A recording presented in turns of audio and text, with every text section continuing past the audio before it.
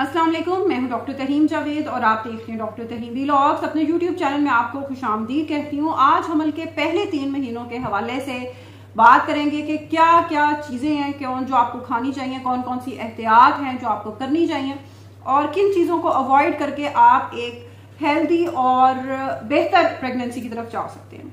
तो सबसे पहले जो चीज देखनी जरूरी है वो ये है कि आप किस डॉक्टर के पास जा रहे हैं। जी हाँ, ये सबसे जरूरी चीज है, क्योंकि अगर खास तौर पर अगर आपका पहला हमल है, पहली प्रेगनेंसी है, तो आपको बहुत सारी चीजों के बारे में इल्म नहीं होता और झिझक की वजह से या टाइम कम होने की वजह से अगर डॉक्टर बहुत ज्यादा मसरूफ है तो मरीज बहुत सारी चीजें नहीं पूछ पाते। ऐसे डॉक्टर का हमेशा इंतखाब करें जो आपके लिए, जिससे बात करना आसान हो और आपके जहन में जो सवालात हों वो आप उनसे पूछ सकें, क्योंकि ये आपकी और आपके बच्चे दोनों की सेहत के लिए बहुत ज्यादा जरूरी चीज है।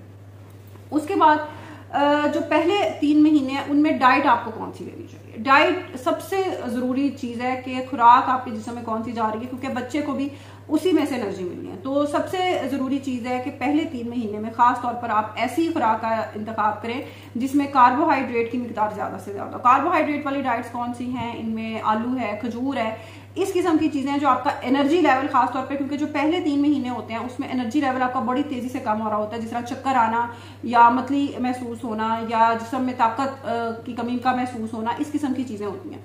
ये आपकी एनर्जी को फौरी तौर पर पूरा कर सकता है कार्बोहाइड्रेट, क्योंकि और जो आखिरी 3 महीने उनके हवाले से भी बात करेंगे, उनमें कार्बोहाइड्रेट की उस तरह जरूरत नहीं होती। तो कार्बोहाइड्रेट का फायदा यह है कि ये रेडिली अवेलेबल होता है, यानी कि इसमें एनर्जी फौरन मिल जाती है। जैसे ही आपने मतलब कोई वो चीज खाई है जिसमें कार्बोहाइड्रेट ज्यादा है तो एनर्जी लेवल आपके जिस्म को सारे को एनर्जी मिलना शुरू हो जाती है। तो ये अगर खुदा ना खास्ता अगर आपको शुगर का मसला है पहले से ही, तो फिर आप कार्बोहाइड्रेट डाइट इतनी ज्यादा नहीं लेंगे। फिर अपने डॉक्टर से पूछ कर आप उसके हवाले से अपना शेड्यूल बनाएंगे, डाइट का चार्ट बनाएंगे। और अगर खुदा ना खास्ता बहुत हाई शुगर लेवल है तो इंसुलिन पर आपको जाना पड़ सकता है। उसके बाद जो मेरा ख्याल है पहले 3 महीनों में एक चीज जो हर औरत को पता होनी चाहिए, और इवन मैं बताती भी हूँ, अपने हर पेशेंट को भी बताती हूँ, लेकिन लोग फिर इस चीज को नजरअंदाज कर देते हैं क्योंकि लोगों को ये पता नहीं होता कि इसकी वजह क्या है, कि डॉक्टर इतना ज्यादा इस पर जोर क्यों दे रहे हैं, कि डॉक्टर का शायद कोई जाती फायदा नहीं, ऐसा नहीं होता। फॉलिक एसिड एक ऐसा विटामिन है जो पहले 3 महीने में बच्चे का दिमाग और असाबी निजाम, उसका जो IQ है, उसके दिमाग की जो ग्रोथ है, उसके लिए सबसे जरूरी चीज है। सुनी सुनाई बातों पे ना जाएं। बहुत सारे मरीज आकर कहते हैं कि जी वो मेरे साथ वाली वो फलानी थी, उसने भी फॉलिक एसिड नहीं लिया था पहले 3 महीने, तो उसको तो कुछ नहीं हुआ था, उसका बच्चा तो बिल्कुल ठीक पैदा हो गया। हो सकता है आपके साथ जो खातून हो उनकी खुराक में बहुत अच्छी हो, तो उसमें फॉलिक एसिड की मिकदार ऐसी खुराक हो जिसमें फॉलिक एसिड ज्यादा हो और इसलिए उनको मसाइल का सामना ना करना पड़ा। लेकिन हो सकता है आप जो खुराक ले रही हो उसमें फॉलिक एसिड उतनी मिकदार में ना हो, तो आपको अपना जिस्म और अपने बच्चे की सेहत देखनी है। जैसे ही आपको पता चले कि आपको हमल हो गया है, आप फौरी तौर पर फॉलिक एसिड की एक डब्बी लें। आपकी 3 महीने वो चल जानी है और पूरे 3 महीने एक गोली सिर्फ खानी है, हल्की सी गोली है, कोई उसका मसला नहीं है। तो इंशाल्लाह आपके बच्चे के दिमाग और बाकी चीजों में इंशाल्लाह कोई मसला नहीं आएगा। तो ये सबसे जरूरी चीज। और जो मैं कह रही हूँ कि जैसे ही आपको कंफर्म हो आपने फौरन फॉलिक एसिड शुरू कर लेना है। इवन अगर कोई हमल की हम दवाइयां भी शुरू करते हैं तो उसमें फॉलिक एसिड पहले ही शामिल होता है। क्या हमल ठहराने की अगर कोई दवाई शुरू की जाती है तो उसमें भी शामिल होता है फॉलिक एसिड, इतना ज्यादा जरूरी है। कंफर्म आपने कैसे करना है कि प्रेगनेंसी है। बहुत सारे लोग आराम से बैठे रहते हैं कि जी अपने पीरियड्स नहीं आए, ठीक है, देख लेंगे, करवा लेंगे। आप अल्ट्रासाउंड या स्कैन बेशक इतनी जल्दी ना करवाएं, लेकिन आप कंफर्म जरूर करें, क्योंकि ये जो सारी एहतियात है और दवाई है खास तौर पे, ये बहुत जरूरी है पता करना कि प्रेगनेंसी हुई है या नहीं। कैसे कंफर्म करेंगे? आजकल ज्यादातर खवातीन में खास तौर पे जो बड़े शहरों में रहती हैं उनमें इतना अवेयरनेस या इतनी सहूलियात उनके पास जरूर होती हैं कि उनको यूरिन प्रेगनेंसी टेस्ट का पता होता है कि आपको स्टिक्स मिलती हैं पेशाब में आपको टेस्ट करने के लिए। उसमें 2 लाइंस, ज्यादातर खवातीन को वैसे ये चीज पता होती है, लेकिन फिर भी मैं एहतियातन ये बता रही हूँ कि 2 उसमें अगर लाइंस शो होती हैं तो इसका मतलब है कि हमल ठहर चुका है। आपके अगर पीरियड्स मिस हुए हैं तो कम से कम हफ्ते 10 दिन के अंदर प्रेगनेंसी अपनी को जरूर कंफर्म करें।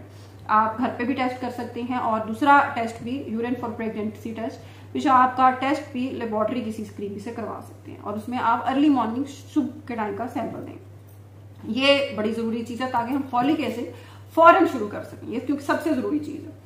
अच्छा, एक और चीज बड़ी जरूरी है कि अगर आप पहले से ही कोई दवाई ले रहे हैं, जिस तरह अगर कोई ब्लड प्रेशर का आपको पहले मसला है या शुगर का मसला है, तो ये नहीं होता कि आप आराम से 3-4 महीने घर बैठे रहें और सोचते रहें कि मैं तो दवाई अपनी ऑलरेडी पहले ले रही हूँ, क्योंकि जो हमल के दौरान दवाइयां होती हैं और हमल से पहले होती हैं वो बहुत मुख्तलिफ होती हैं, ब्लड प्रेशर की भी और शुगर की भी।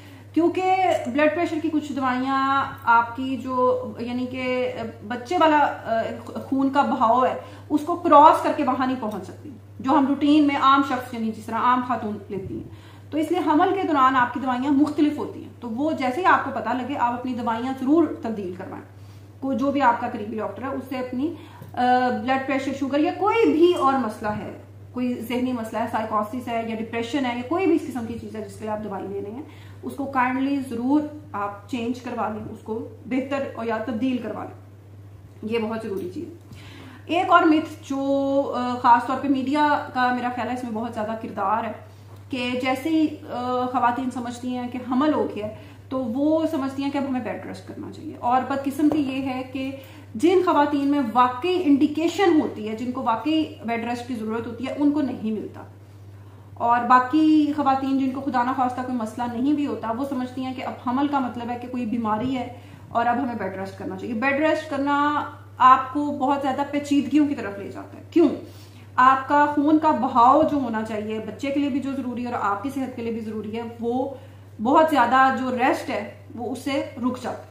आपका ना सिर्फ खून का बहाव मुतासिर होता है बल्कि जिस्म में कई हार्मोन्स उनका लेवल भी चेंज हो जाता है और उससे मूड स्विंग्स भी आपके बढ़ सकते हैं, बहुत सारी चीजें हो सकती हैं इवन इसलिए। अच्छा, कुछ कंडीशंस भी हैं ऐसी, जिस तरह प्लेसेंटा प्रीविया है जिसमें खून पड़ने का मसला है, या कोई बहुत सारी ऐसी चीजें हैं जिनमें आपको हाँ रिकमेंड किया जाता है डॉक्टर की तरफ से, लेकिन खुद से अपने ऊपर इम्पोज कर लेना कि अगर चलने से शायद कोई मसला हो जाएगा, ऐसा खुदा ना खास्ता ऐसा नहीं होता।